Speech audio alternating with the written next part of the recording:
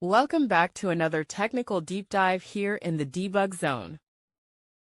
Today we're tackling a big question and breaking it down with insights from other users. Hopefully this clears up some misconceptions and helps you get the answer you need. So buckle up, stay a little curious, and let's jump right in.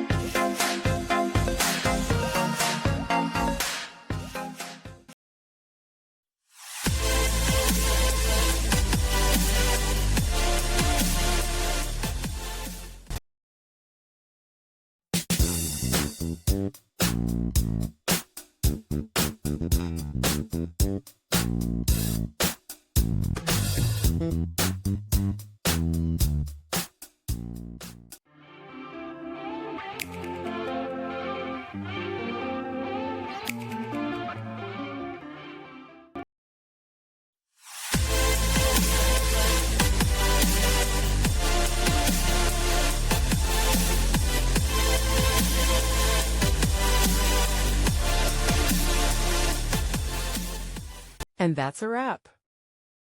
I hope you found the answer you were looking for. If you did, take a second to hit that subscribe button. It really helps out.